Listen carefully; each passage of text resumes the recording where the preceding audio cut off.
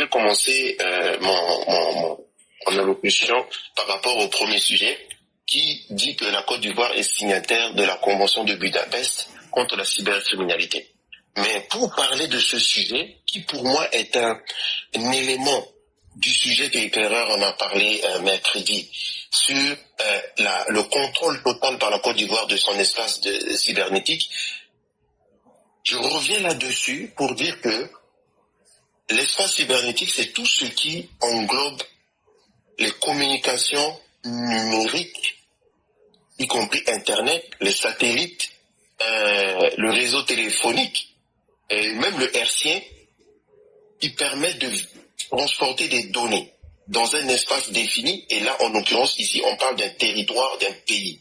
Donc, la Côte d'Ivoire, aujourd'hui, est arrivée à contrôler, à savoir qu'est-ce qui sort, qu'est-ce qui rentre dans son espace à lui. Donc, pour pouvoir contrôler et être maître de son espace cybernétique comme a fait la Côte d'Ivoire, il a fallu une vision qui est celle d'un homme, donc le chef de l'État, le président de la République, son Excellence Alassane Dramane Ouattara, qui est arrivé aujourd'hui et qui veut faire de la Côte d'Ivoire un pays émergent, un pays développé, mais un pays puissant économiquement, tant dans la sous-région que en Afrique et voire dans le monde.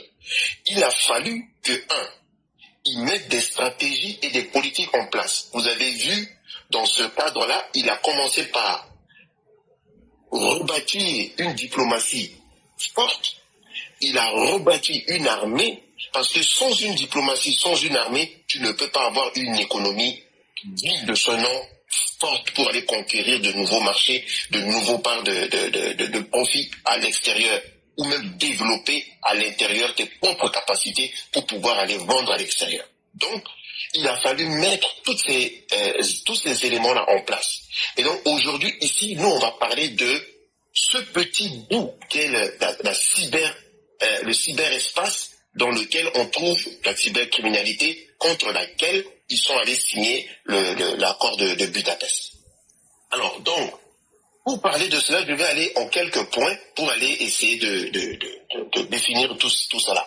Donc déjà, pour parler de la maîtrise de cet espace-là, comme j'ai dit, il fallait une vision. Mais la vision seule ne suffit pas.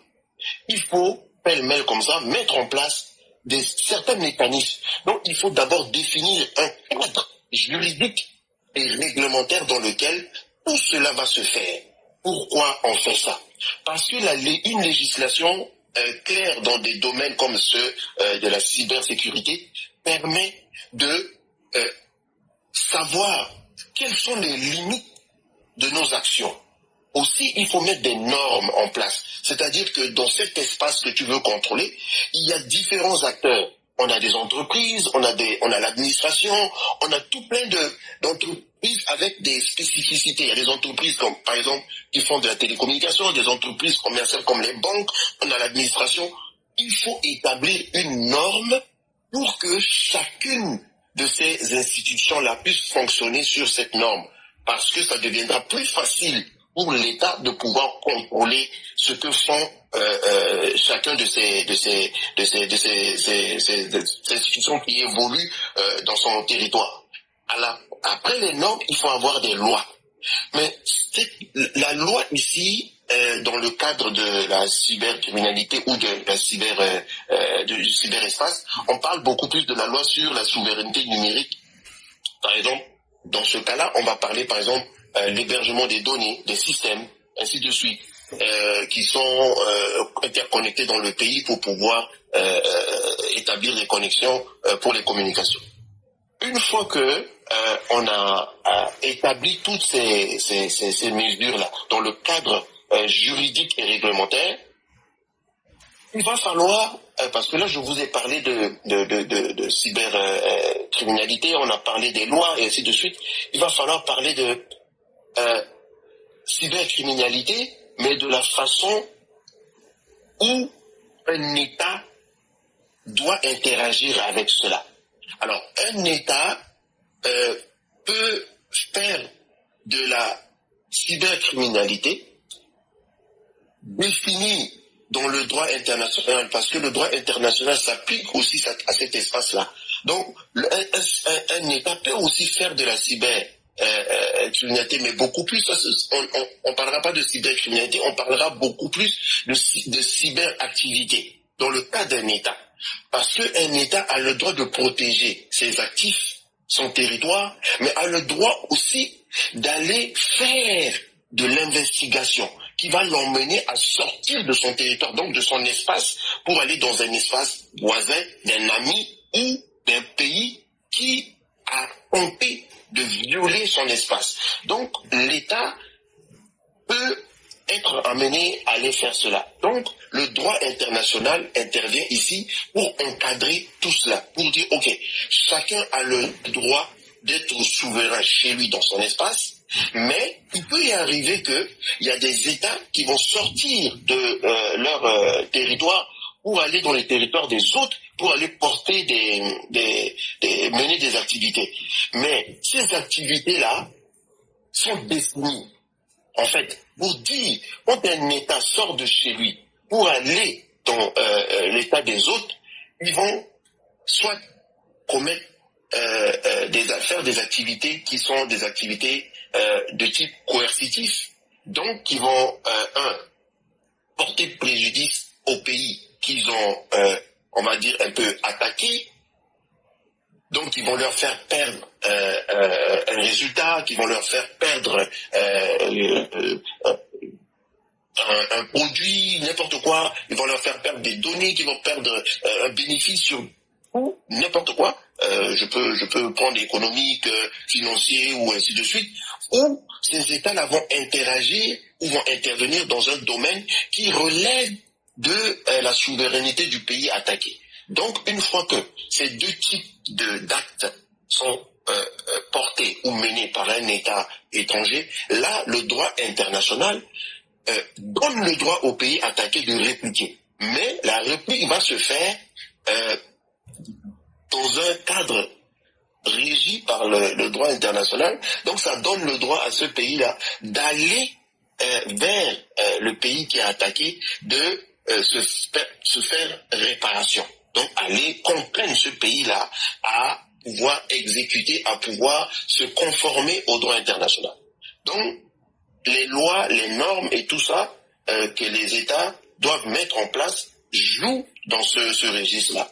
Une fois qu'on a mis les lois et les normes en place, il va falloir que le pays qui veut maîtriser son espace cybernétique ait de la capacité technique et des infrastructures.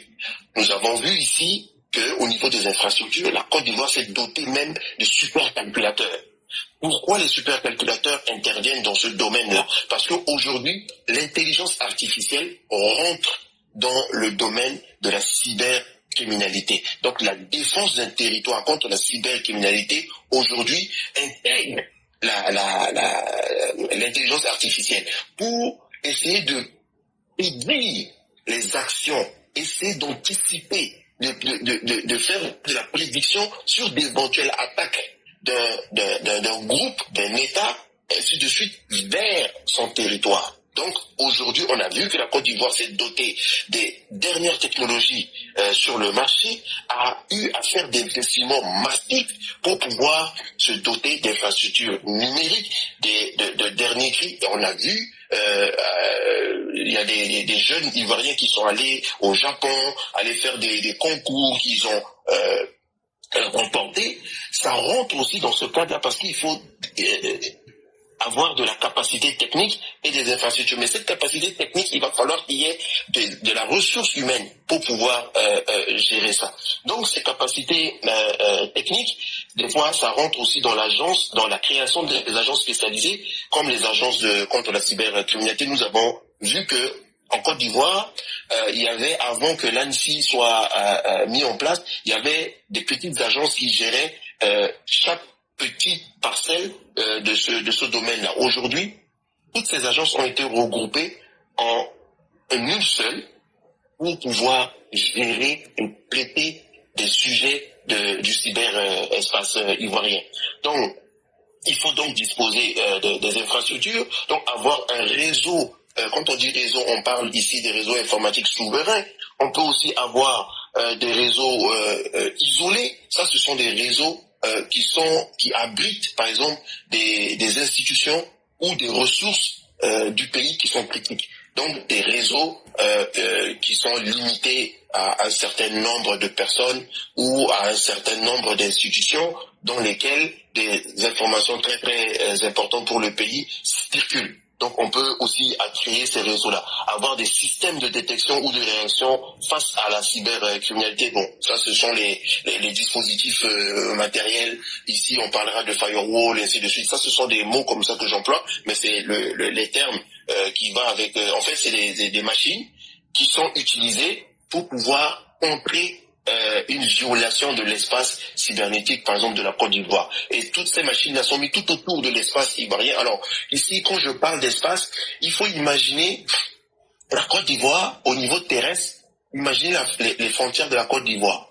Il faut imaginer que ces machines sont disposées à des endroits stratégiques qui forment, par leur interconnexion, un mur qui serait un mur de barrage pour toute intrusion dans cet espace-là. Donc, ces machines-là sont disposées à différents endroits du réseau national ivoirien pour pouvoir le protéger de ces attaques-là. Maintenant, une fois que on a disposé des hommes, on a disposé de la technologie, on a disposé des lois et des normes, il va falloir avoir aussi de la capacité offensif et défensif. Rappelez-vous, je disais tout à l'heure que quand un pays se voit violer son espace, a le droit de répondre. Ou des fois, on a le droit d'aller en prospection pour aller devancer les éventuelles attaques vers son territoire. Donc, il faudrait que le pays dispose de capacités offensives et défensives.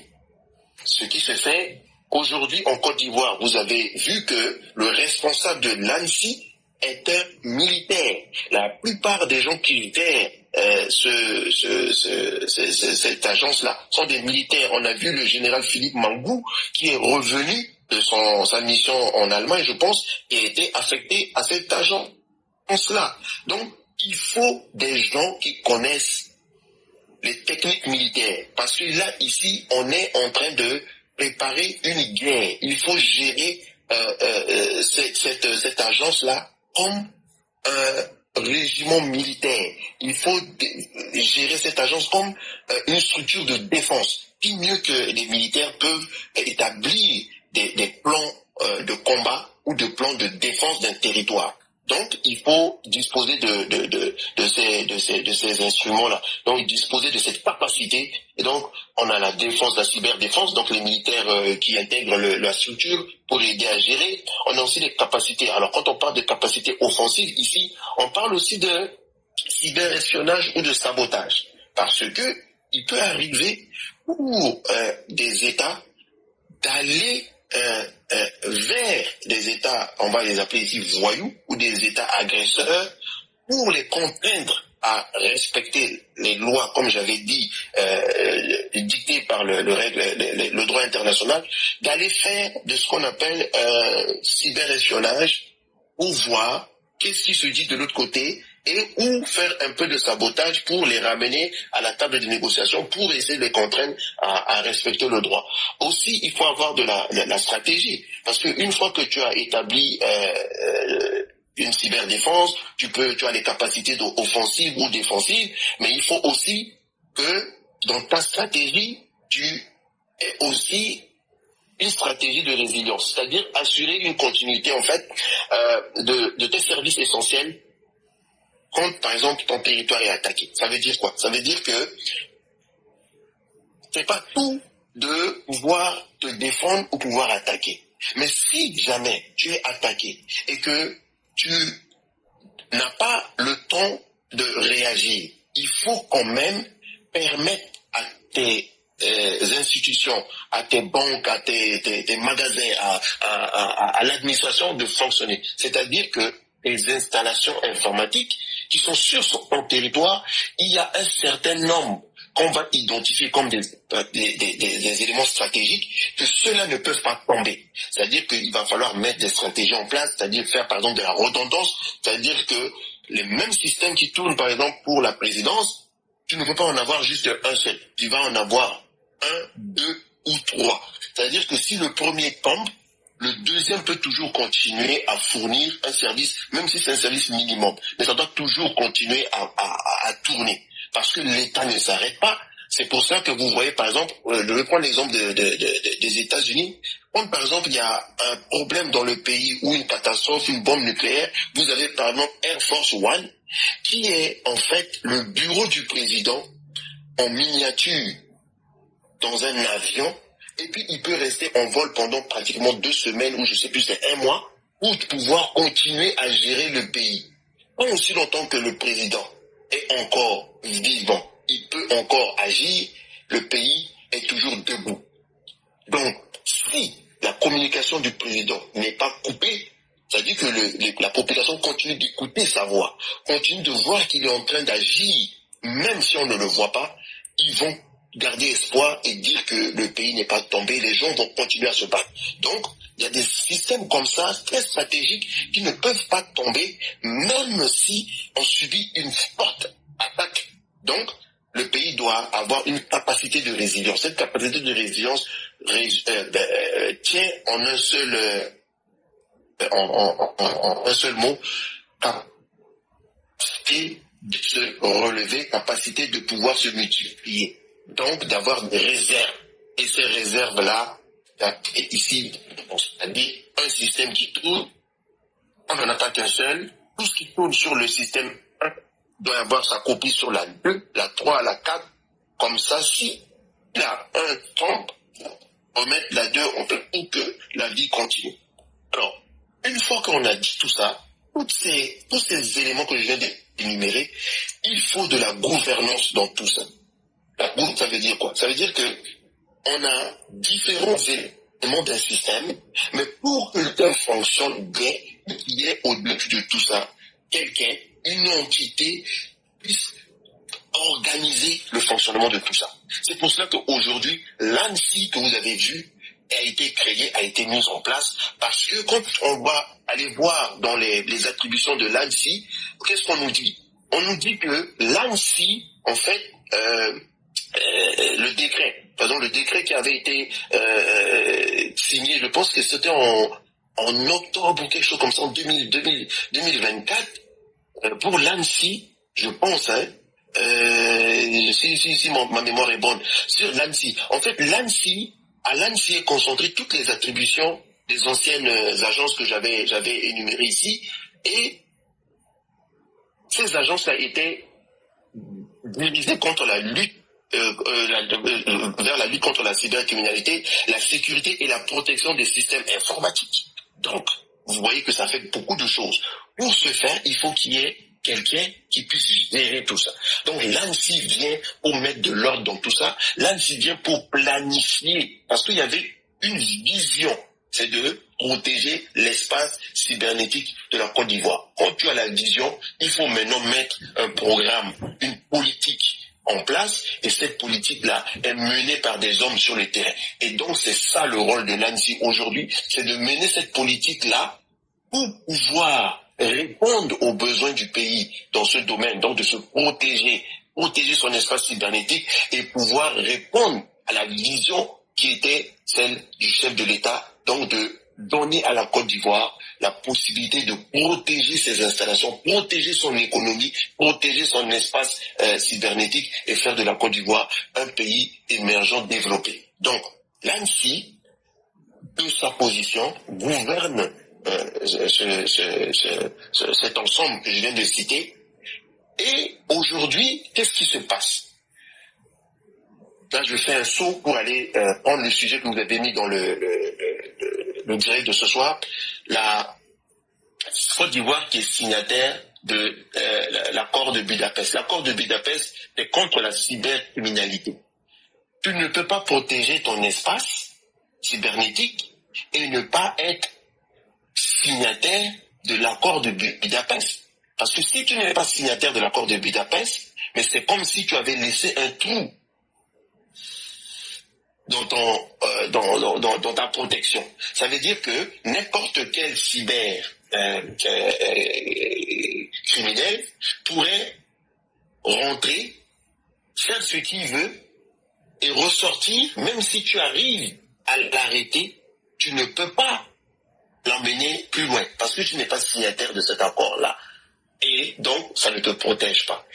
Donc, la Côte d'Ivoire a rajouté cet accord-là qui est un outil de plus à son arsenal pour avoir, on va dire, la panoplie complète de la parfaite agence qui veut protéger son espace cybernétique. C'est pour cela qu'aujourd'hui, on peut dire, parce qu'il y a certainement des critères énumérés par ces agences, par le collège on va dire le droit international cyber dans le cyberespace, qui dit qu'une fois que tu as atteint un tel niveau, on peut considérer que tu maîtrises ton espace. Mais encore mieux, aujourd'hui, dans le monde où nous vivons, on sait tous que les Américains sont les maîtres dans ce domaine-là. Si aujourd'hui, l'ANSSI travaille avec les Américains, c'est pour dire combien le niveau de la sécurité Internet, on va dire ça le plus simplement, en Côte d'Ivoire est très élevé. Si les Américains se permettent de travailler en collaboration avec la Côte d'Ivoire, c'est que la Côte d'Ivoire a atteint un niveau que ceux-là ont jugé mais excellent pour pouvoir faire collaboration avec. Pourquoi on dit ça? Parce que la sécurité cybernétique ne peut pas se faire seule. Tu ne peux pas défendre ton territoire tout seul. Parce que si tu défends ton territoire tout seul, c'est-à-dire que ce qui se passe chez le voisin ne t'intéresse pas, mais la menace peut venir t'encercler, même si tu es fort, comment, un jour tu vas tomber. Donc, il est toujours mieux de faire partie d'un groupe parce que l'ami de mon ami étant mon ami, même si je ne suis pas directement lié à lui, l'intérêt de celui-ci est aussi mon intérêt. Donc aujourd'hui, la Côte d'Ivoire vient de rentrer, on va dire, dans la classe des grands. Pourquoi?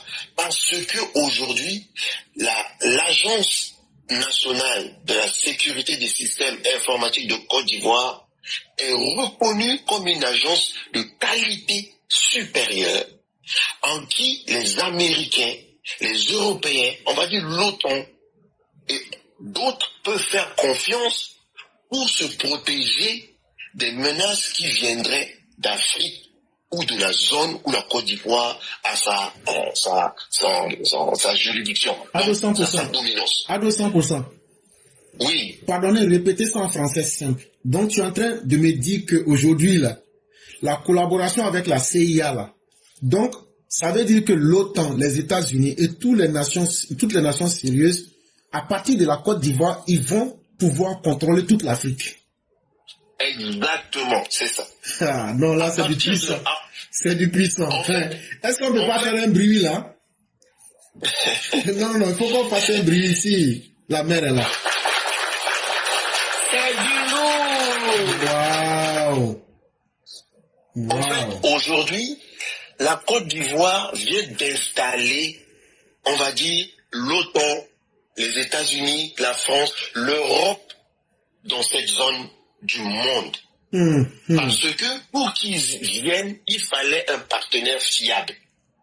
Il fallait un partenaire en qui on délègue une partie de notre sécurité. Parce que ce qui se passe, c'est quoi? C'est-à-dire que une attaque qui va arriver, qui va atteindre l'espace cybernétique américain peut avoir son origine en Côte d'Ivoire, peut avoir son origine dans la région.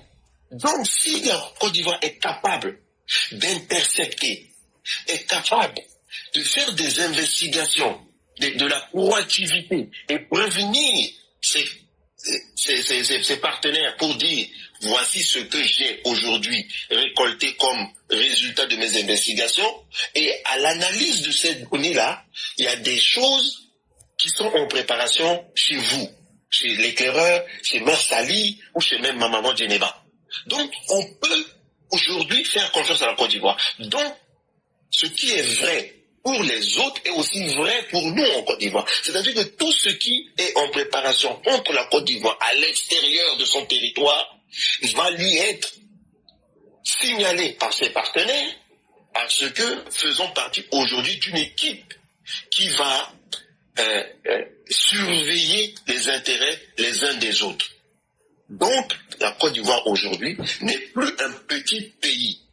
Pour que la CIA, pour que les FBI viennent collaborer avec toi et te donner, parce qu'on a vu de la ressource humaine ivoirienne aller en Côte d'Ivoire pour suivre des formations. Ils ne sont pas allés là-bas pour aller qu'on leur explique comment on allume un ordinateur. Non, ils sont allés faire de la stratégie, ils sont allés faire de la tactique, ils sont allés faire de la formation sur les nouvelles techniques de cybercriminalité. Parce que ces gens-là, avec la technologie qui évolue très rapidement, il faut aussi être très réactif. Même si on a investi beaucoup dans l'informatique aujourd'hui, dans le numérique en Côte d'Ivoire, les Américains, nos partenaires à l'extérieur, l'OTAN, l'Union européenne, tout ça, restent quand même un cran au-dessus. Donc, il est toujours très intéressant de venir chez eux et de pouvoir se former juste le temps qu'on puisse rapatrier cette technologie-là chez nous. Donc, voilà pourquoi aujourd'hui la collaboration et les échanges entre les États, beaucoup plus avec les Américains, se font avec la Côte d'Ivoire. Parce que les Américains, je vous le dis, peuvent dormir tranquilles en se disant: nous avons un partenaire fiable, nous avons un partenaire bien équipé, nous avons un partenaire bien établi avec des règles bien établies, les lois bien établies et qui respectent le droit international qui s'applique même au cyberespace. Voyez-vous? Donc une fois que tu as tout ça mis ensemble, les gens peuvent faire affaire avec toi. Les gens peuvent ouvrir leur système en disant: lui au moins, quand il va agir, on sait dans quel ordre il va agir parce qu'il a des limites, ce sont les mêmes limites que moi. Et donc, je ne peux que lui faire confiance pour que lui, il puisse me protéger au-delà de mes frontières. Voilà dans quel contexte la signature de l'accord de Budapest est rompue. Parce que l'accord de Budapest fait partie d'un ensemble d'éléments qu'il fallait cocher pour dire: enfin, nous avons tout ce que nous avons besoin pour pouvoir avoir le label, si vous voulez, pays bien structuré, pays très bien équipé, pays très sûr, très fiable, en qui on peut faire affaire. Parce que avant, je ne pense pas que ces partenaires-là pouvaient se permettre, parce que dans tout ça, tout ce qui se joue dans ces attaques, c'est au premier lieu, quand il y a une attaque, par exemple, dans le cyberespace, en premier lieu, si c'est fait contre un État, c'est de paralyser l'État. On va donner un exemple. Aujourd'hui, si la Côte d'Ivoire, on ne souhaite pas ça, mais c'est un exemple, et je pense que les stratèges ont déjà intégré ça. Tu peux attaquer un État, on prend l'exemple de la Côte d'Ivoire. Aujourd'hui, vous avez vu que, par exemple, la CIE, les compteurs électriques sont des compteurs à pièces où tu viens, tu mets le jeton dedans et puis l'électricité revient, tu consommes. Si tu n'as plus de pièces, il n'y a plus d'électricité. Mais ça veut dire que ces compteurs-là sont reliés au système de la CIE. Il n'y a plus d'agents qui se déplacent chez toi pour voir: ah, tu as consommé combien et puis on t'envoie facture. Donc, ce qui veut dire que ces compteurs qui sont chez nous communiquent avec le système central de la CIE à travers l'informatique.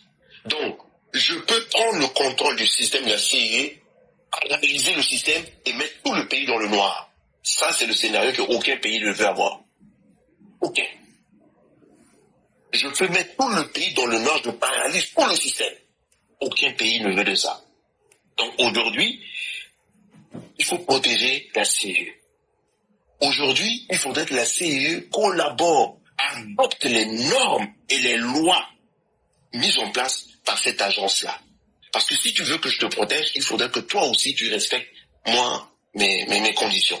Donc aujourd'hui, certainement, pendant qu'on se parle, où ils l'ont déjà fait, la CE et toutes ces grandes entreprises, les banques et tout ce que vous connaissez, ont dû se mettre aux normes, ont dû faire de la sécurité, revoir même ça va jusqu'au au mot de passe de leurs employés. C'est-à-dire que on met des pratiques en place. Tu ne dois pas donner ton mot de passe à l'éclaireur, même si c'est ton frère, même si c'est ton mari, même si c'est ton enfant. Tu ne dois pas lui communiquer ton mot de passe. Tu dois changer tes mots de passe au mois ou aux 2 mois. Ça, c'est politique. Ils vont établir la fréquence. Tu ne dois pas faire ceci, tu ne dois pas faire cela. Parce que de cette petite erreur ici peut devenir un blackout total dans un pays.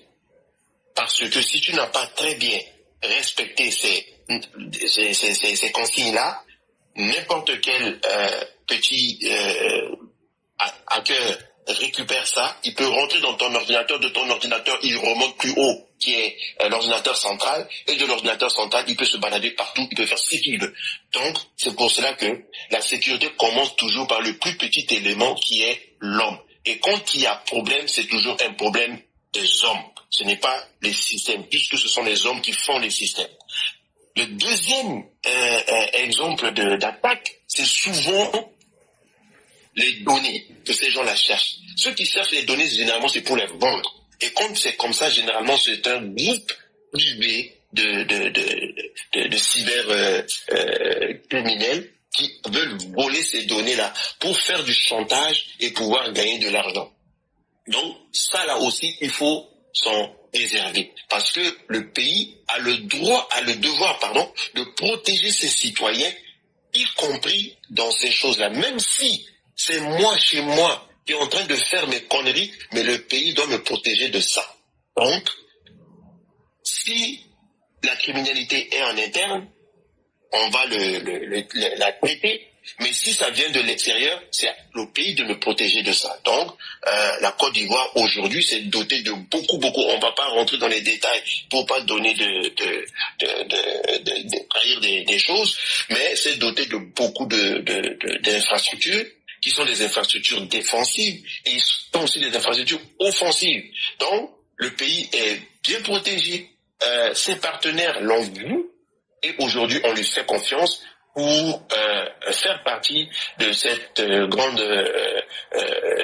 coalition mondiale qui pouvoir gérer l'espace cybernétique mondial et puis permettre à nous autres citoyens de vaquer à nos occupations, aux opérateurs économiques de faire ce qu'ils doivent faire pour aider nos pays à se développer. Parce qu'aujourd'hui, le développement de nos pays ne peut pas se départir de Internet. Ça, il va falloir ne pas se mentir. Parce qu'aujourd'hui, avec tout ce que le travail que le président de la République est en train de faire, il est en train de bâtir des infrastructures. Une fois que les infrastructures sont finies, la prochaine étape, ça va être les services. C'est-à-dire qu'une fois que les routes sont faites, les écoles sont faites, les hôpitaux sont faits, tout ce que vous voyez que le président est en train de faire, la prochaine couche qui va venir dessus, c'est la couche service. C'est pour cela qu'il faudrait que maintenant on protège. Et les services aujourd'hui, vous le savez, se font essentiellement sur Internet. Je peux rester chez moi, je commande quelque chose, Yango me livre chez moi. Je peux avoir un colis à envoyer à l'éclaireur, j'appelle Yango qui vient chez moi, il prend. Mais tout ça, c'est par Internet parce que je donne des informations à Yango et Yango exploite ces informations pour aller joindre l'éclaireur. Donc l'État a bien fait maintenant et c'est pour cela que on salue le travail du président. C'est quelqu'un qui a de la vision. Donc, il fait tout ce qu'il est en train de faire, mais il se projette déjà. Lui n'attend pas que les choses arrivent pour pouvoir s'adapter. Il le fait pour revenir et préparer le terrain à l'avenir. Voilà pourquoi aujourd'hui, il s'est battu pour maîtriser l'espace cybernétique de la Côte d'Ivoire pour que demain, les prochaines guerres qui vont se faire dans cet espace-là, nous, on ne sera pas en train de chercher des partenaires, on a déjà des partenaires. Donc, tout ce temps-là nous sera le temps de raffermir nos relations avec nos partenaires, de développer encore d'autres expertises dans cet espace-là pour pouvoir garantir à la Côte d'Ivoire de demain un espace cybernétique maîtrisé, mais plus que maîtrisé même, et plus en phase avec le genre de développement que le pays veut connaître demain. Donc, en gros, voilà un peu éclairer ce que je voulais rajouter sur ce que tu avais dit la dernière fois. Tu vois que c'est en 5 minutes, j'aurais pas pu le dire, et donc j'ai sauté sur l'occasion de ce soir pour pouvoir le dire ici. Je m'excuse. Il y a beaucoup peut-être des mots techniques que j'ai utilisés. C'est on va dire le mauvais côté de notre domaine informatique. Il n'y a pas grand chose qu'on puisse vulgariser de façon homme de la rue, mais on fait des efforts pour essayer d'expliquer. Mais s'il y a des questions, s'il y a des gens qui ont des choses qu'ils n'ont pas compris, posez les questions, on va essayer de décortiquer ça. Et puis s'il y a quelque chose que nous on connaît pas, on va essayer de chercher ensemble. Et puis et puis aussi s'il y a des choses très sensibles, on essaiera de sauter dessus. Donc voilà un peu ce que je voulais dire pour ce soir. Chère mère, merci.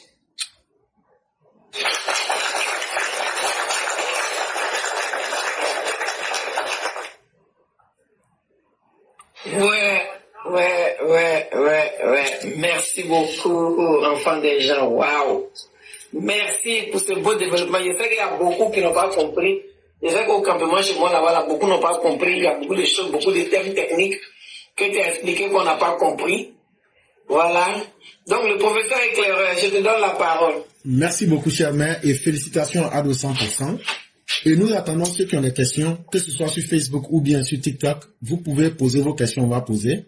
Mais la première question que moi j'aimerais poser, est-ce qu'aujourd'hui, moi par exemple, je suis un citoyen lambda, moi j'ai beaucoup peur que les risques puissent paralyser soit la CEI ou même la CIE pour créer l'obscurité et puis tenter de créer du cafouillage dans les élections.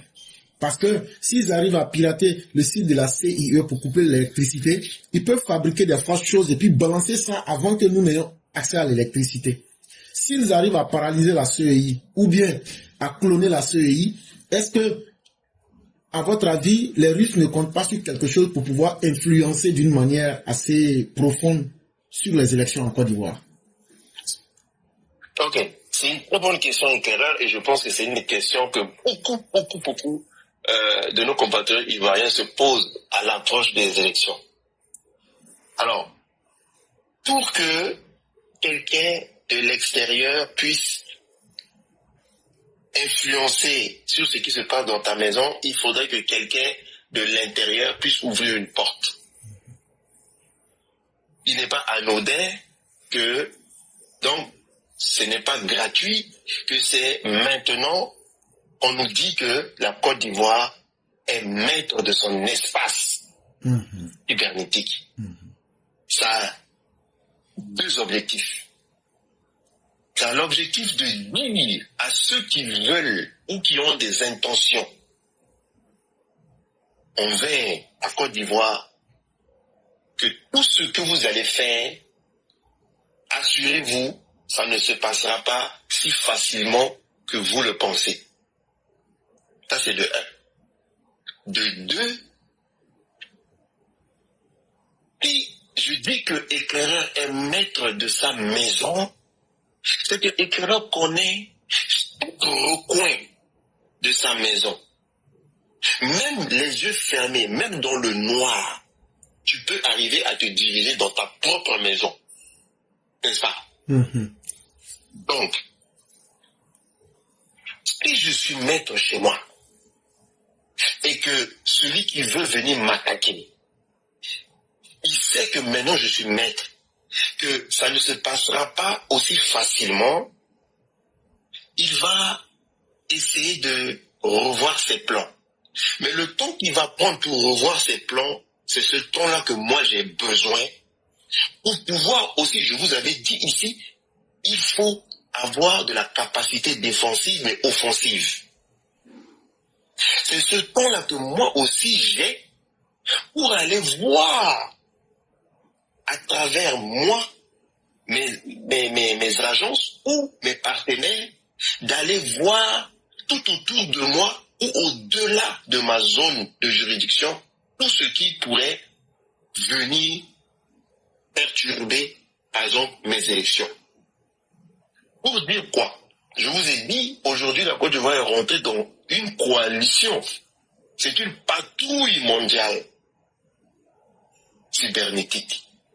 Donc, l'intérêt de mon ami ou l'intérêt de l'ami de mon ami étant mon intérêt, aujourd'hui, je peux vous dire, tous ceux qui se réclament du monde libre et qui font partie de ce même groupe que la Côte d'Ivoire aujourd'hui, c'est-à-dire l'OTAN, les pays qui sont associés, vont forcément prêter main forte à la Côte d'Ivoire pour que ces élections se passent du meilleur qu'il soit. Ce n'est pas aussi anodin. Vous avez vu, il y a un ancien député européen, je pense, qui est passé, on a vu ça sur le net, qui disait que le prochain objectif des Russes, c'est d'attaquer et de déstabiliser la Côte d'Ivoire. Si eux-là, ils le savent, ils l'ont déjà dit. Et si c'est déjà dit, c'est que ce que l'adversaire prépare là, c'est déjà fini. Donc, ce que je peux dire à nos frères et sœurs, nos mamans, nos papas au village là, restez tranquilles. La Côte d'Ivoire est bien gérée. L'espace cybernétique de la Côte d'Ivoire est très bien géré. On ne va pas rentrer dans les détails. Tout ce qui concerne les élections est déjà bouclé. Les scénarios sont tous clairs. Tout est en place. Mais on ne va pas baisser les bras. On restera toujours vigilant et on fait en sorte que les choses se passent du meilleur des mondes. Donc c'est ce que je peux dire référeur à ce sujet-là. Merci beaucoup à 200%. Et moi, je suis satisfait. Et je ne sais pas s'il y a quelqu'un qui a peut-être d'autres questions. Je n'ai pas vu de questions dans Facebook et je n'ai pas aussi vu de questions sur TikTok. Et je ne sais pas si peut-être... Okay. Moi, j'ai une dernière question. Est-ce que pour pouvoir prévenir tous ces trucs-là, est-ce qu'ils ont retrouvé les tablettes, les tablettes qu'on leur a données pour faire le parrainage là? Est-ce que ces tablettes-là ont été retournées? Because they are risked too. Okay, no problem. J'ai compris. J'ai compris la question. Cher père, attendez, je vais réexpliquer. En fait, les opposants là, les tablettes qu'on leur a données pour aller faire parrainage là, il y a d'autres là, ils ont volé tablettes là. On ne sait pas s'ils sont allés donner tablettes là aux Russes, pour que les Russes n'ont pas utilisé ça pour entrer dans la CEI, ou bien ils vont faire quelque chose d'autre avec ça, on ne sait pas. C'est ça la maman est en train de demander. Les tablettes qui sont perdues, ou bien qu'ils ont données aux Russes là, si on suppose là, on fait comment? C'est la question. Ok, j'ai compris la question de la maman. En fait, la question de la maman la plus simple, c'est ces tablettes-là qui ont disparu, si les tablettes revenaient et que ces tablettes sont allées être reconnectées au système de la CI, c'est là que le danger pourrait intervenir. Mais souvenez-vous, je vous ai dit quoi? Que quand tu as un système que tu as identifié comme étant critique, et le système de la CI en cette période-là est un système critique, il y a un système 1, un système 2, un système 3, un système 4. Et je vous ai dit, tout ce qui est en relation avec les élections a été étudié, planifié, les réponses, et tout a été scellé. Personne aujourd'hui n'est dupe pour aller récupérer les tablettes qui sont parties dans la nature, revenir et les brancher directement dans le système pour pouvoir contaminer le système de la série. Non. Les tablettes qui sont parties, on vous a bien dit que quand tu as les tablettes, il faut mettre des puces de téléphone dedans. Il faut mettre des puces de téléphone. Donc, alors, je ne vais pas rentrer dans les détails. Ils savent comment faire pour lire ces puces-là. Ils savent comment faire pour lire les puces. Donc, c'est tout ce que je peux dire. Ils savent comment faire. Mais ne vous inquiétez pas jamais. Il y a pas de danger pour ça. Il n'y a pas de danger. On espère bien parce que les Africains sont tellement négligents. Non, ne vous inquiétez pas. Ne vous inquiétez pas. Sur ce point-là, la CEI n'est pas seule. La CEI n'est pas laissée seule. Peut-être que c'est QIBR qu'on a l'habitude de voir, mais QIBR ne travaille pas seul. La CEI étant un système critique, comme je vous ai dit, est surveillée par l'ANSSI, qui est l'Agence nationale de surveillance des systèmes informatiques. Donc, tout ce qui est informatique, tout ce qui est système, et encore, je vous ai parlé des données. La CEI a des données sur les citoyens, donc on ne peut pas laisser la CEI seule. La CEI a un accompagnement de l'agence, donc ne vous inquiétez pas. Ils savent quoi faire. Le patron de l'ANSSI est un monsieur très chevronné. Il a fait ses preuves, donc ne vous inquiétez pas. Si moi, à mon petit niveau ici, je peux déjà dire de cette stratégie-là, on peut pas, eux, ils peuvent pas ne pas faire ça. Non, ne vous inquiétez pas. Donc, et les pro-Gbagbo qui étaient là-bas, là, et les PDCI qui sont quittés, là, ils sont retournés ou bien ils sont partis pour des bons? Bon, écoutez, s'ils partent, ils reviennent, mais bon, est-ce que eux, ils ont un rôle de sorte à ce qu'ils agissent sur les systèmes? Non, je pense pas. Eux, ils sont juste Non, je pense pas. Ce sont le personnel que les partis politiques envoient à la CEI, ce sont comment on les appelle, des conseillers, je sais pas quoi encore là. Les membres là, eux ils siègent. C'est un bureau qui délibère. Donc eux ils gèrent pas de système. Non. Ils gèrent pas de système. Donc eux ils sont là seulement pour prendre leur salaire. C'est l'Europe qu'on a attribué, cher. Mais il y a trop de gaspillage dans ce pays-là, quoi. Il y a des postes vraiment inutiles. Donc c'est ça. Non, ils sont pas. Je pense pas qu'ils soient dans les systèmes informatiques ACI. Non. Okay. Non. Et donc, Ado 100%, oui. Ce que vous dites, je confirme. Il y a Opinion Libre qui dit, je confirme, il y a plein de gens qui surveillent derrière pour les systèmes TI. Oh oui. Voilà, donc... je vous dis, c'est surveiller et contre-surveiller même, si je peux parler comme ça. Ok, comme on a tout verrouillé là, c'est bon. Mais vous avez vu que Afin Question est sorti, il a dit que Ouattara est le roi du verrouillage, non?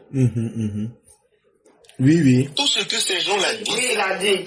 tous ces mots-là ne sont pas anodins. C'est qu'ils ont essayé des choses et ils ont vu que rien n'a fonctionné. Donc ça veut dire que donc ça veut dire que c'est pas seulement le verrouillage politique, mais le verrouillage dans tous les sens. Non, mais Yomo que lui met sur sa tête là, est-ce qu'on a verrouillé sa politique? Ils sont verrouillés partout. Il dit, le chef le patron de verrouillage. Vous qui connaissez le président là, pensez-vous que quand le monsieur a décidé de ne pas prendre l'appui financier de l'Union européenne pour faire les élections, vous pensez que c'est pourquoi? Quand tu veux contrôler ton truc de but en bout, mais tu ne peux pas accepter la main de quelqu'un d'autre. Parce que sinon, ils peuvent demander à avoir accès à certaines choses que toi, personnellement, tu ne veux pas. Et tu ne sais pas qui vient. On a vu des députés européens ou je ne sais pas quoi qui soutiennent les opposants. Effectivement. Donc tu ne peux pas, soi-disant, ils t'aident. Non, c'est pas possible. C'est pour ça que je vous dis, cette agence a été confiée à des militaires. C'est une guerre. Il faut une stratégie, il faut de la tactique. Voilà, on va au combat. C'est une guerre. Donc, tout est mis en place. Et puis, ils mènent ça comme ils mèneraient des troupes à l'armée. Et à 100% pour expliquer un peu la tactique, Je vais expliquer ça un peu à nous, parce que nous, au campement, là, nous, on ne comprend pas français. Quand on parle de tactique, quand il parle de tactique, c'est comme, par exemple, on est en guerre, par exemple. Et puis, Mère Sali prend bombe grenade, là, et puis elle déclenche, et puis elle lance sur moi, là. La tactique, c'est c'est l'action concrète que je vais entreprendre pour pouvoir éviter ou bien lui retourner la bombe, là. La réaction que je vais avoir, là, c'est d'abord de sauver ma vie, et puis de retourner. J'ai deux choix. Soit, si je suis suffisamment courageux, je reprends la bombe, là, et puis je lance sur elle. Ou bien je cherche à sauver ma vie. Ça, c'est la tactique. Maintenant, la stratégie, là, avant d'aller faire la guerre, là, on dit, on s'en va pour mener telle guerre, là, il faut qu'on gagne pour tel objectif. C'est ça qui est la stratégie. Maintenant, les petits éléments qui sont à l'intérieur, comment faire pour atteindre l'objectif, là, c'est ça qui est la tactique. Donc, c'est ça, la gestion pratique des petits plans qui sont dans notre stratégie, c'est ça qu'on appelle la tactique. Voilà, c'est ça. Et donc, pour ajouter, vous allez voir, par exemple, il y a certains pays, pas loin de nous, ou même dans le monde, vous avez vu, le jour des élections, ils décident de mettre, par exemple, le pays sous cloche. Alors, ça veut dire quoi? Ça veut dire que ils mettent comme un bouclier sur le pays, ils décident de qu'est-ce qui sort et de qu'est-ce qui rentre. C'est-à-dire que des fois, vous avez vu, ils baissent le débit d'Internet, il refuse que telle ou telle image puisse sortir du pays pour ne pas donner d'informations à l'extérieur que ce que eux ils veulent diffuser. Ça, beaucoup dans les pays soviétiques, là, ils le font ça, la Russie, ils font ça souvent. Et donc, ils contrôlent tout. Ça, c'est des stratégies que les dirigeants mettent en place pour pouvoir couper le pays, on va en dire en gros, couper le pays du reste du monde, le temps de faire ce qu'ils veulent faire dans leurs élections. Une fois que tout est fini, ils réouvrent et la vie reprend son cours. Ça, c'est des choses que beaucoup, on a vu au Congo, chez les Sassou Nguesso, je pense qu'ils ont fait ça il n'y a pas longtemps. Ils ont coupé Internet, carrément, ils ont carrément coupé Internet, et quand ils coupent Internet, il n'y a plus d'entrée, il n'y a plus de sortie, jusqu'à ce qu'ils décident de réouvrir, et il y a d'autres pays encore qui l'ont fait. Donc ça, c'est des stratégies comme ça, d'autres mettent en place. Mais je pense pas que avec le président Alassane, ça se passera. C'est pour ça qu'il a préféré stratégiquement sortir, et puis que cette nouvelle la sorte maintenant, pour dire, on est en maîtrise de notre espace. Nous, on n'a pas besoin de couper quoi que ce soit. Les choses vont se passer correctement, un peu comme ce qu'il a fait avec les opposants en 2020. Et eux, ils pensaient que c'était l'armée qui allait sortir pour aller tirer. Non. La gendarmerie est venue, on les a dispersés avec la discussion, voilà. Tout simplement, c'est ce que eux, ils cherchaient. Ils voulaient qu'on leur serve la violence pour qu'ils puissent utiliser ça comme marchandise et vendre, dire que le pays est dirigé par un dictateur, mais c'est pas ça. Donc aujourd'hui, le président adopte la même tactique, la même stratégie, on verrouille l'espace, on maîtrise le tout et on laisse tout le monde vaquer à ses occupations, mais on contrôle tout. Qui fait quoi, pourquoi, avec qui, on contrôle tout, on maîtrise tout. Donc c'est un peu de ça, éclairant. Ok. Vraiment, merci beaucoup à 200%. Et je vais continuer encore avec mes questions. Oui. Moi, je vois qu'autour de nous, il y a certains pays comme le Burkina, comme le Mali, comme le Niger aujourd'hui, qui ont offert leur territoire. Il y a un projet russe qu'on appelle l'ACTA. C'est un projet qui a plusieurs dimensions. La plus facile que les gens voient, c'est la BIRC C. C'est-à-dire toute la racaille qu'on prend pour créer des fake news, pour créer de la désinformation, pour créer tout ce qui peut envoyer de la confusion. Aujourd'hui, selon vous, quelles sont les stratégies que les communicants du RHDP, ou bien même ceux qui sont au gouvernement, quels sont les conseils aujourd'hui que vous pourrez donner à chacun d'entre nous ici pour essayer de contrer ces attaques-là, et puis comment les identifier aussi pour pouvoir aussi informer le public, parce que pour moi, un public qui est bien informé peut aussi éviter les dangers, et cela va rendre la pénétration beaucoup difficile. Quels sont les conseils que vous pouvez nous donner? Bon, déjà la BIC, je pense que c'est leur brigade qu'ils ont mis en place pour véhiculer des fake news. Hein. C'est pas, si je me trompe, il faut me oui. La BIC est une composante de l'ACTA. L'ACTA, c'est l'ensemble qui est dirigé par les Russes. Maintenant, il y a des démembrements et l'un des plus petits niveaux, c'est la BIC, c'est à partir du Burkina Faso. On a des Ivoiriens là-dedans, comme on a des Burkinabés et aussi même des personnes de d'autres nationalités. Mais l'objectif demeure la même chose. Comment faire aujourd'hui du mal à la cible qu'est la Côte d'Ivoire. Ok. Donc, si vous vous rappelez, je vous ai dit, pour que une attaque se passe comme le veut l'attaquant, donc celui qui fait qui agresse, il faut qu'il y ait une faille à l'intérieur. La BIC fonctionne sur le modèle. Il y a des gens infiltrés en Côte d'Ivoire qui utilisent les images de la vie réelle en Côte d'Ivoire. À l'instant où on se parle, ils peuvent filmer une scène qui se passe par exemple à Abobo, l'envoyer au Burkina, et eux, ils vont prendre cette scène-là, inventer une autre version de la chose, mettre dessus pour paniquer le monde. Je vais prendre un exemple. Il y a un accident de la circulation. Il y a un attroupement. Les gens sont un peu dans la panique, l'urgence, tout le monde veut aider pour tirer les blessés de la voiture ou quelque chose comme ça.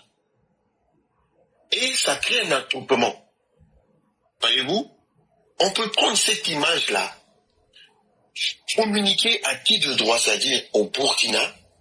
Eux, ils vont coller à cette image une voix ou un son pour dire autre chose que ce que l'image en réalité sur le terrain voulait dire. Et à 100%, sans vous couper, je donne un autre exemple où il y a, je ne sais pas si c'est une Camerounaise qui est sortie, très très urgent, actuellement en Côte d'Ivoire, les gens sont sortis et sont en train de manifester partout pour que le président Ouattara quitte le pouvoir. Certainement que c'est la fin du président. Et pourquoi? Parce que les gens manifestaient et ils ont tiré sur un infirme et ils ont déjà l'infirme. Donc, dans cette image, on retrouve, d'abord, c'est une fausse image. 2, c'est une fausse information. 3, c'est qu'elle dit, effectivement, il y avait un attroupement, mais c'est une vieille image qui n'est même pas de la Côte d'Ivoire.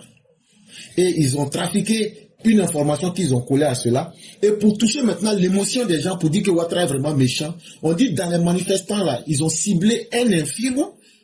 Depuis quand vous avez vu un infirme dans une marche violente, et maintenant ils ont tiré sur lui, et ils l'ont déjà. Et donc quand c'est comme ça, et quand c'est comme ça, ça bouleverse les sentiments, mais Ouattara est méchant. Comment, parmi tous ces vaillantes personnes, comment ce fait un infirme l'a pu tirer? Et donc, tu vois, il y a ici près de 3-4 stratégies pour t'influencer, soit émotionnellement, soit avec des informations fausses, mais tous les ingrédients ont été mis là-dedans et ça confirme ce que vous êtes en train de dire. Ça me fait penser à cette image. Exactement. Donc, vous voyez, donc à l'approche, par exemple, de ces élections, ceux qui sont en Côte d'Ivoire vont s'activer, ils vont prendre des images, parce que là maintenant ils savent que quand ils prennent des vieilles images ou des images qui ne sont pas de la Côte d'Ivoire, on les retrouve très vite. Ils vont prendre des vraies images, les petites choses qui vont se passer dans le pays, ou surtout que la campagne électorale va commencer, ils vont aller prendre des petits, ils vont ramasser des choses, ils vont envoyer, et eux ils vont coller une autre réalité dessus. Donc, le conseil que moi je peux donner à nous, nos militants, quand vous voyez une image ou une vidéo qui vous paraît tellement vrai, ou vrai pour être vrai même là, ayez l'habitude de faire confiance à 2 ou 3 sites d'information. Quand il y a quelque chose de cet ordre-là qui se passe en Côte d'Ivoire aujourd'hui là, NCI là, va parler de ça. Live TV là, je donne seulement ces deux-là, vont parler de ça. Même s'ils ne publient pas l'image, il y aura un poste, un bandeau, n'importe quoi qui va dire actuellement à tel endroit il y a telle chose. Vous allez avoir parmi tous les communicants sur la toile, un ou deux en qui vous avez confiance, qui fait toujours des publications sur des choses qui se passent réellement dans le pays. Et le réflexe d'aller sur les pages de ces gens-là, ou de ces chaînes de télé, ou de ces chaînes de radio-là, allez-y vérifier en premier. Est-ce qu'ils ont parlé de ça? Non. Si la vidéo que vous avez vue vous dit que c'est ce matin que la chose s'est passée, alors qu'on est déjà à midi, et que aucune de ces personnes ou de ces chaînes de télé dont j'ai cité, ou que vous avez l'habitude de voir publier les choses n'ont pas fait, c'est que c'est Doyi. Ça, c'est le réflexe qu'il faut avoir. À 200%, je vais expliquer à nos villageois. Hein. C'est-à-dire que nous, là, nous, on est le porte-parole du village. Moi, puis maire Sali. Donc, là, il y a une manière de parler, là, que nous, on connaît. Chers parents, si tu vois une information et puis ça a pris ton cœur, et puis toi-même, là, tu es confondu, tu comprends rien, là, faut pas paniquer. Est-ce que tu as confiance dans la page de Roi le Printemps universel? Ou mais tu as confiance dans la page d'éclaireur pro vérité? C'est deux exemples que je prends. Donc, il faut aller là-bas, là, tu regardes, est-ce qu'ils ont parlé de ça? Même si on arrache la femme de quelqu'un là, tu sais que le roi du printemps, lui va parler de ça. Lui-même, souvent, il envoie des photos et puis il nous demande, est-ce que les oranges là sont bien? Est-ce que c'est orange, toi tu vois? Toi tu comprends de quoi tu veux parler là. Donc là, nous tous on se cache pour regarder. Et puis on dit, non, les oranges là, ça ne doit pas être doux. Parce que c'est pas quitté Azaroko. Mais on laisse ça. Nous on sait que c'est pas affaire d'orange. Et puis, il y a d'autres sites là. Toi, tu as confiance en la personne. Si tu t'en vas là-bas et que tu n'as pas vu l'information là, il faut commencer à douter ça que ce n'est pas une vraie information. Voilà. Donc, quand je parle comme ça, les parents comprennent. Donc, je vous réponds la parole. C'est ça. Donc, c'est ça le conseil que je pourrais donner à nos militants surtout. Il n'y aura pas d'informations nouvelles que nous, vos frères et sœurs, militants et militantes ici au pays là, qu'on ne va pas publier que ça viendrait de l'extérieur. Il n'y en aura pas. Il n'y en aura pas. Donc si vous voyez une information, comme a dit, ça coupe ton cœur là, on commence par vérifier d'abord à travers ces différents sites ou pages en qui tu as confiance là. Si tu ne vois pas, laisse ça de côté et puis continue ta vie. Donc voilà, moi c'est le conseil que je pourrais donner à nos militants, c'est de se faire confiance et de faire confiance à ceux qui ont l'habitude de leur donner les infos, mais de ne pas écouter tout et n'importe quoi qui vient de ces pays des conflits là.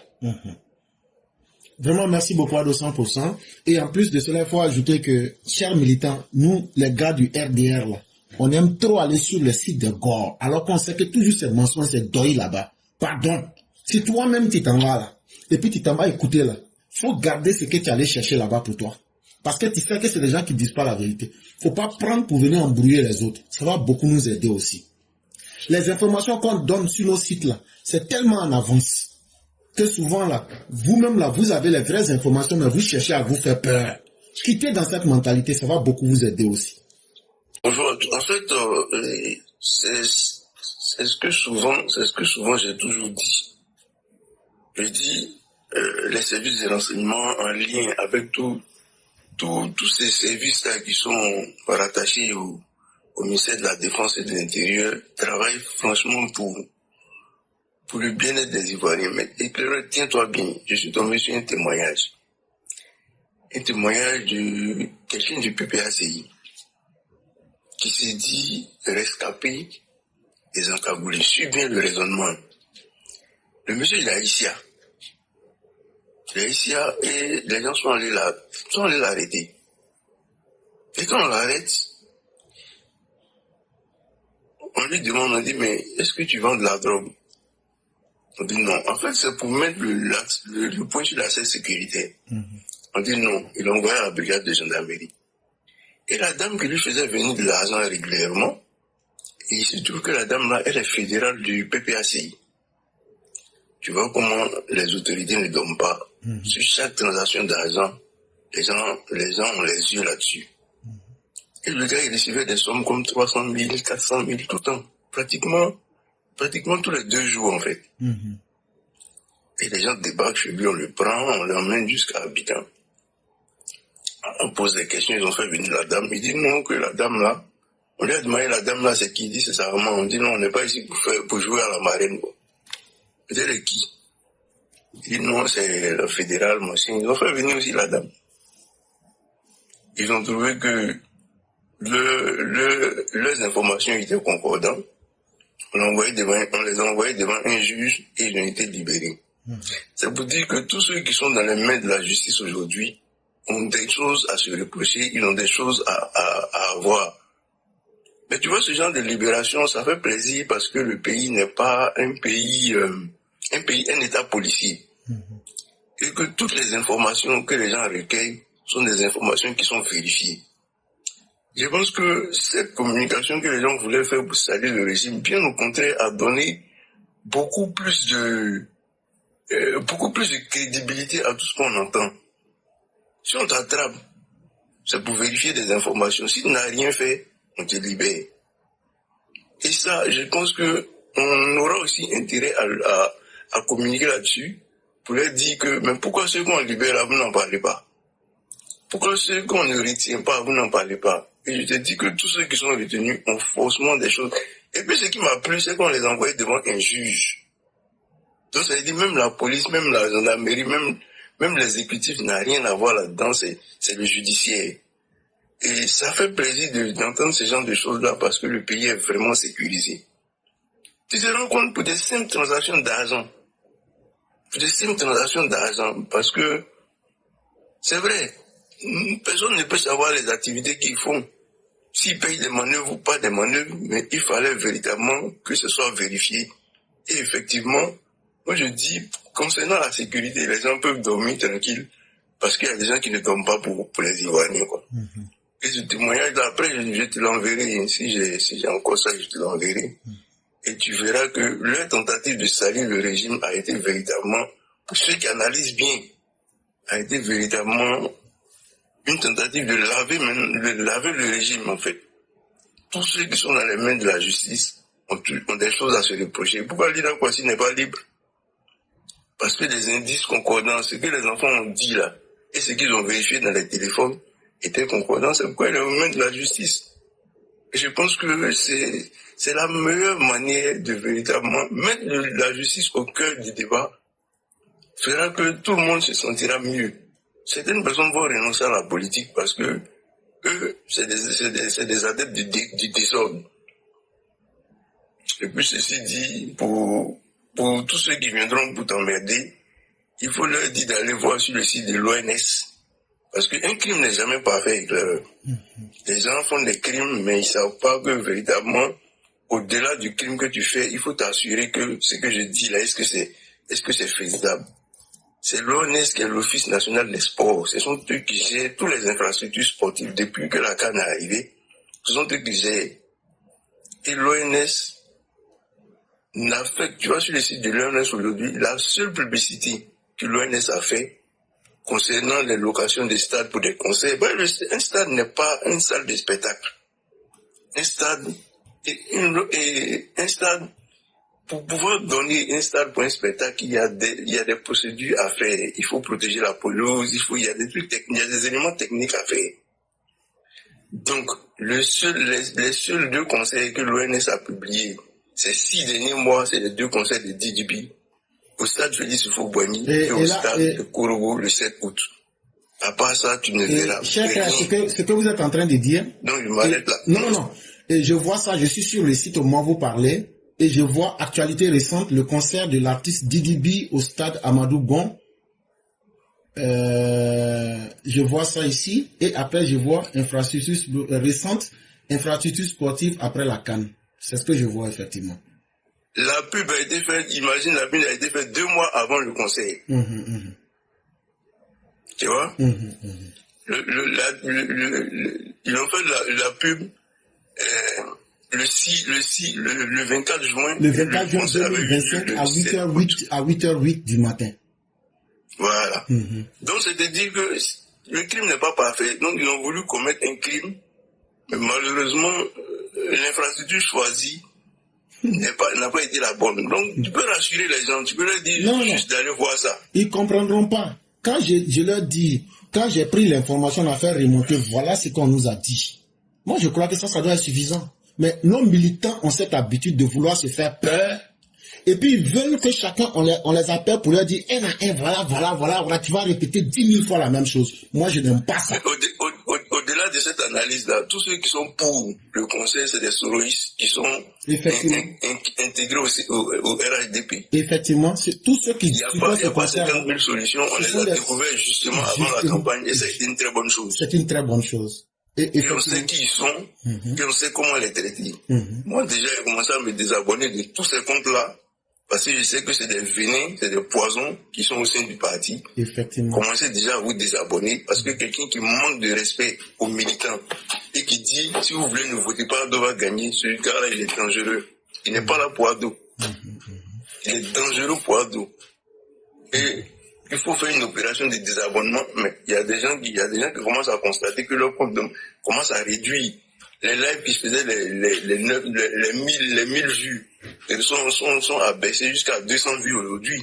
Mais moi, je ne comprends même pas cette histoire de vues. Hein. Cher frère, tu peux constater que nous, on est là. Hein. Quand on va couper là, on est peut-être à 5000, 7000 vues. Mais ça n'intéresse personne, les vues. Vraiment. Mais c'est la qualité des messages. Sinon, nous-mêmes là, on est là, tu vas trouver dessus, on a 5000, 7000, si on vérifie. Mais si ton information n'aide pas les gens, c'est une perte de temps. Et nous demandons à tous... C'est clair. Mais ce qu'on a compris, c'est que il y avait des gens qui étaient parmi nous, mais qui n'étaient pas avec nous. Effectivement. Et ce conseil-là a été un élément révélateur. Effectivement. Des soroïstes il faut le dire, des soroïstes cachés. Tout ce qui peut constituer comme un obstacle contribue à vous bénir, quoi. Effectivement. Les gens, on dirait ça aux militants, ça a été une très bonne chose. Maintenant, on sait qui est qui. Même s'il y a encore d'autres qui sont tapis dans l'ombre, mais ceux qui se sont dévoilés là, on les connaît. Voilà, donc c'est ce que j'allais dire pour l'instant. Maintenant, Ado 100% peut continuer. Si j'ai des questions à lui poser, je vais lui poser. Ok. Donc, Ado 100%. Professeur, je voulais te poser une question. Non, attendez d'abord. Est-ce que c'est dans le cadre de questions sécuritaires liées à l'Internet? Non. Parce que j'allais essayer de libérer Ado 100%. Ado, vas-y. Et puis maintenant, libérer quand il va finir sa conclusion. Parce que tout ce qu'il a dit est tellement important que je vais couper après pour bien mettre. Et j'aimerais que s'il n'y a plus rien, on va lui laisser faire sa conclusion. Là, quand on a fini avec lui sa conclusion, maintenant, on va laisser les gens monter. Ils vont poser tout ce qu'ils veulent comme problématique et puis on va continuer. Donc, à 200%, je ne crois plus qu'il y ait des questions. Et donc, peut-être on vous laissera faire la conclusion sur tout ce que vous avez dit. Ok, merci Claire. Merci à tout le monde. Merci pour ceux qui ont posé des questions. Donc, un peu en résumé, ce que je voudrais dire, bon, pour ne pas perdre les gens, on a parlé du cyberespace et tout ça, des cybercriminalités, et ainsi de suite, pour résumer. Si on peut résumer, je dirais que maîtriser son espace cybernétique, c'est en fait, combiner la souveraineté numérique du pays, avoir des infrastructures sécurisées, avoir une législation adaptée à ce que l'on veut faire, avoir une expertise, parce qu'il faut de la ressource humaine, et surtout, et c'est ce qui nous a retenu l'attention ici, faire de la coopération internationale. C'est très important, parce que tu ne peux pas, toi seul, assurer ta sécurité. Tu peux regarder que chez toi, mais il faut aussi disposer de la possibilité de regarder au-delà de chez toi pour prévenir les menaces à venir. Alors, une fois qu'on a dit ça, il faut aussi dire que c'est un équilibre très fin à avoir. Parce que faire de la sécurité, forcément, entraîne certaines privations de liberté. Donc, faire de la sécurité, c'est allier liberté et souveraineté de sorte à ce que les gens ne se sentent pas trop opprimés, mais que le pays ne se laisse pas aussi attaquer facilement.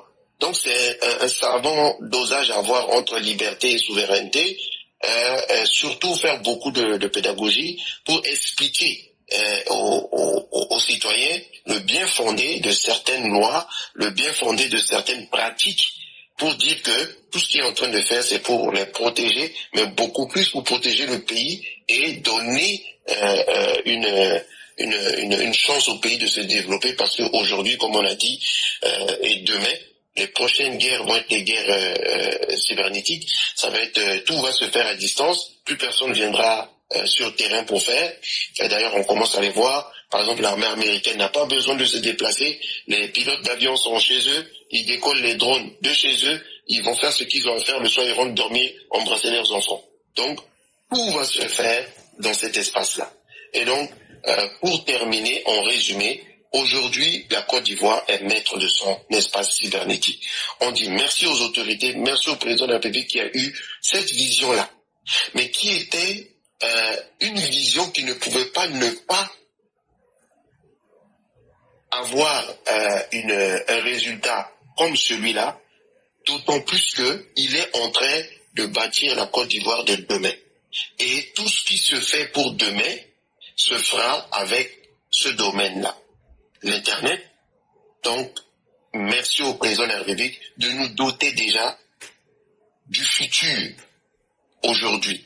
Car on dit que la politique, c'est la saine appréciation des réalités du moment, mais aussi, si tu t'occupes des réalités du moment, il est aussi bienséant, il est aussi très apprécié de prévoir le demain, le futur, pour ne pas se faire surprendre. Donc merci au président de la République d'avoir pensé à cela et à mettre tout en œuvre pour que la Côte d'Ivoire devienne maître de son espace cybernétique et de faire partie de cette coalition internationale qui, demain, vont nous permettre de nous défendre face à toute attaque qui viendrait de l'extérieur et même de l'intérieur. Parce que des fois, les attaques de l'intérieur peuvent être beaucoup plus violentes que celles qui viennent de l'extérieur. Donc, éclaireur, voilà un peu ce que je pourrais dire en résumé. Et on reste toujours là sur le direct. Si jamais les gens qui ont voulu poser des questions qui n'ont pas pu pourront revenir, ou même dans la semaine, on fera l'effort de répondre. Donc, voilà, merci. Merci beaucoup à 200%. Merci pour le travail d'explication. Et on a beaucoup appris avec vous. Et vraiment, on ne peut que vous dire merci. J'ai une petite question sur le sujet. Ok, il n'y a pas de problème. Pour ça, excuse-moi. Est-ce que la DITT existe toujours? Bon, la DITT a été fondue ou mis sous la coupole de l'ANSSI. Parce que c'est ce que j'expliquais tout à l'heure. Avant, on avait beaucoup de départements comme ça ou de démembrements qui s'occupaient de différentes parties de ce domaine de la cybernétique. Aujourd'hui, avec la vision du président de la République, il fallait de la gouvernance dans tout ça. Donc, il faut rassembler toutes ces agences-là ou tous ces bureaux-là qui travaillent dans la cybersécurité en un seul endroit pour avoir une vision un peu plus réaliste et réelle de la chose et pouvoir coordonner les activités. Donc, si la DITT existe encore, elle est sous l'autorité de l'ANSSI et l'ANSSI elle-même sous d'autres autorités, le ministère de la Communication et puis ainsi de la Défense aussi qui rentre dedans. Donc, c'est ça. Donc, c'est ce que je pourrais dire, cher frère. Ma question, c'était au sujet de l'ACTA, les Malos qui sont installés au Burkina et puis qui n'arrêtent pas de nous attaquer. Je ne sais pas si, au lieu que, c'est une suggestion que je fais, au lieu qu'on soit toujours en réaction à leurs attaques et tout ça, est-ce qu'il n'y a pas une façon de chercher à les attaquer parce qu'on dit la meilleure défense, c'est l'attaque. Est-ce qu'il ne faut pas les attaquer au niveau de leur système là-bas pour pouvoir leur donner du travail comme ça? ils vont être moins occupés à nous déranger. Et puis ne pas leur laisser le temps de vraiment nous, surtout à cette période électorale. Est-ce que c'est pas le moment d'essayer d'aller les attaquer sur leur propre terrain ou puis dans leur propre domaine aussi, pour leur donner beaucoup de travail à faire? C'est une petite suggestion de ma part. Je ne sais pas ce que vous en pensez. Ok. Je vais laisser la réponse à Ado 100% avant d'ajouter la mienne, si Ado 100% veut. Est-ce que Ado 100% est là? Oui, je suis là, frère. Ok, donc voilà la question. Non, j'ai compris la question du frère. Il faut savoir que, bon, Éclaireur l'a défini, j'ai l'acta, hein, et puis je vous ai expliqué qu'aujourd'hui la Côte d'Ivoire est rentrée dans la cour des grands. On est rentré dans la cour des grands, on voit les choses en grand, on est régi par le droit international même dans ce domaine-là, et j'ai expliqué aussi que quand un pays comme la Côte d'Ivoire fait de l'offensive, c'est vraiment pour aller contraindre le pays qui l'a attaqué, par exemple, à se conformer au droit international. Aujourd'hui, ce que fait l'ACTA et avec ce démembrement comme la BIR, c'est quoi? C'est de faire de la manipulation de l'information. Or, ça, ce n'est pas attaquer les systèmes ou les fondements ou les infrastructures de l'État ivoirien. C'est juste de la manipulation de l'information. On peut contrer ça de sa façon la plus simple, comme des exemples qu'on a donnés ici. Demander à nous, nos populations, de ne pas tout de suite verser dans du sensationnel. C'est-à-dire que dès qu'ils voient une information, ils la prennent pour argent comptant et puis ils essayent de paniquer. Parce que le but d'une fausse information, c'est de ça, c'est de vous faire paniquer et de vous contrôler. Et contrôler vos émotions et vous faire des choses que toi tu ne veux pas, mais c'est ce qu'ils attendent. C'est-à-dire que vous paniquer toute la vie pour que eux ils puissent tirer bénéfice de cela. Donc en cela, je vois pas qu'est-ce que l'État devrait faire pour aller attaquer un système, un pays étranger, parce que la solution est toute simple, c'est de faire de l'éducation, dire à nos populations, quand vous avez des informations, comme on l'a expliqué tout à l'heure, ne pas prendre pour argent comptant, d'autant plus qu'on répète tout le temps où ce que vous voyez sur le net n'est pas forcément vrai. Tout ce que vous voyez sur Internet n'est pas forcément vrai. Prenez le temps de vérifier. C'est pour cela que quand vous prenez des choses qui ne sont pas vraies, que vous publiez, vous êtes tout aussi coupable que la personne qui a monté cette supercherie-là. Donc, il faut faire attention, toujours vérifier les choses, pour vous protéger au niveau des législations, mais aussi au niveau émotionnel. Donc, c'est la réponse que je pourrais vous donner. Il n'y a pas d'attaque préventive à faire dans ce domaine-là. Il faut juste faire de la prévention et de l'éducation au niveau interne. Et puis, donc, tout va rentrer dans l'ordre. Merci beaucoup à 200%. Et effectivement, c'est dans ce même ordre-là. Hein. Et moi, je peux vous répondre que aujourd'hui, il y a des symboles. Quand tu comprends les symboles, l'ANSI est dirigé par un militaire. Et donc, c'est une guerre. Et dans l'art de la guerre de Sun Tzu, on nous dit que la défense est primordiale car c'est elle qui mène à l'invincibilité. Si tu veux qu'on ne puisse pas te battre, si tu veux devenir invincible là, faut pas attaquer. Pourquoi? Parce que quand dans tes projets, c'est toi qui dois attaquer, tu fournis non seulement plus d'efforts à comprendre ton ennemi, mais tu dois être obligé de te disperser. Et ça là, ça te coûte cher en temps et en stratégie. Alors que quand tu veux devenir invincible, c'est en te défendant. Or, celui qui t'attaque, c'est en voulant te défendre que tu peux anticiper ses mouvements, que tu peux voir ses points de faiblesse. Et puis, avec ta défense, toi, tu as le temps d'exploiter ces faiblesses que l'ennemi va exposer parce que toi, tu n'étais pas exposé inutilement. Tu as conservé tes forces. Et quand tu propulses cette force-là, c'est avec une vigueur qui met l'ennemi à terre. C'est ce que je voulais ajouter. Et d'autant plus que d'ailleurs, je veux compléter, quand c'est toi qui attaques, il y a différents éléments dans une guerre, par exemple, qu'il faut que tu maîtrises avant de lancer une attaque. Tu dois d'abord maîtriser, par exemple, l'espace, le temps, et voir même les ressources que tu dois déployer. Il faut que tu les aies en abondance, tu vois. Ça fait beaucoup de choses que tu dois t'assurer d'avoir à ta possession avant de lancer une attaque. Alors, pour ne pas donner la chance à l'ennemi de te vaincre, mieux vaut défendre. Donc, tu contrôles ce que tu connais le mieux, et puis tu laisses l'ennemi venir se déployer, et c'est comme ça que tu peux le vaincre. Donc, c'est ça. Vraiment, merci beaucoup à 200%. En tout cas, vraiment, merci.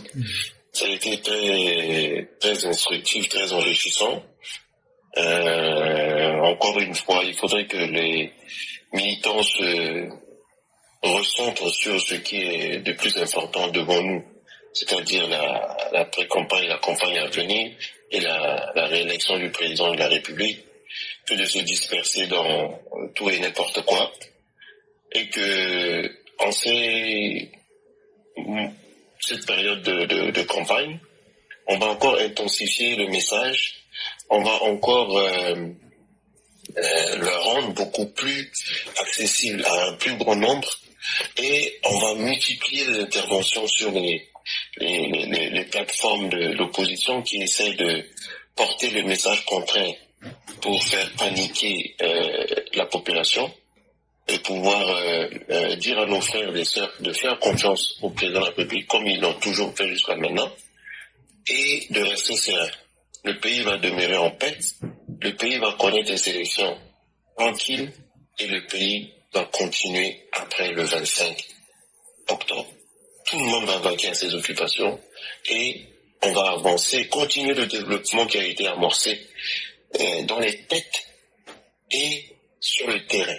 Parce que vivre ce qu'on est en train de vivre un niveau d'avancement, de développement, de progrès comme celui-là, si les têtes ne sont pas transformées, tout ce qui est en train de faire est inutile.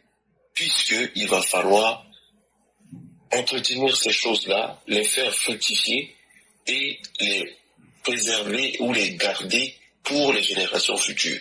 Donc il faudrait que tout cet ensemble-là soit mis ensemble, pour ne pas me répéter, soit mis en place pour qu'on puisse connaître un développement harmonieux et puis productif et bénéfique pour la population.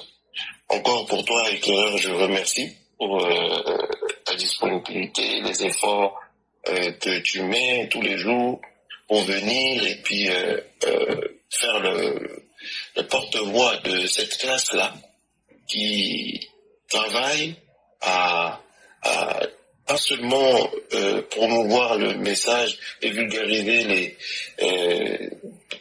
travaux ou les efforts fournis par le président de la République, mais à former ceux qui veulent être formés. Donc je te remercie pour ça. C'est la partie la plus difficile de ce que nous avons à donner en échange à nos concitoyens, c'est-à-dire le savoir. C'est déjà d'aller se former soi-même avant de venir partager, ce qui n'est pas facile ou aisé pour tout le monde.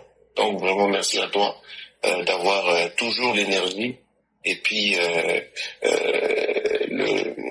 l'envie de toujours faire ça. Parce que faire ça pratiquement 7 jours sur 7, ce n'est pas évident.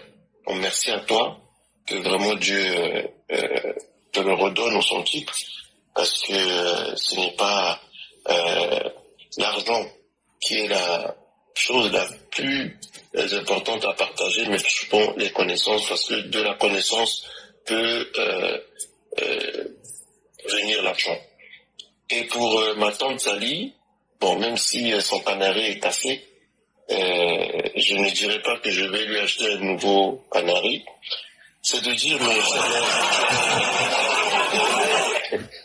Charmin, vraiment, je loue ton courage, je loue ta bravoure, je me rappelle encore du jour où tu nous as rejoints dans cette classe-là, timidement sur la pointe des pieds, en parlant de ton chéri IB.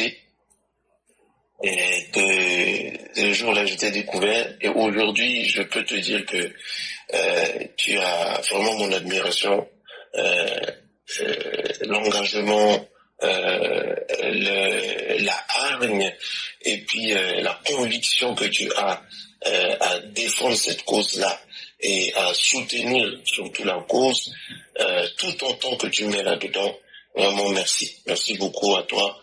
Merci d'être là. Merci d'être une mère qui tient ce panel-là. Parce que je pense que si c'était un homme qui tenait ce panel-là, il y a longtemps où le panel était déjà abandonné ou laissé à lui-même.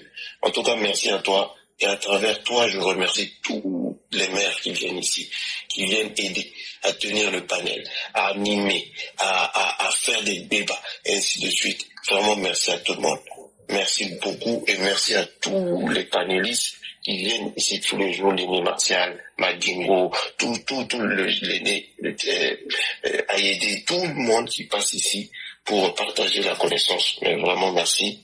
Merci pour ce partage fraternel. Alors, je ne vais pas trop exagérer. Je vais souhaiter une bonne nuit à nous autres de l'Amérique, une bonne journée à ceux qui sont déjà arrivés du côté de l'Europe, et que Dieu bénisse tout le monde, et puis qu'on se retrouve encore pour un partage de connaissances. Merci.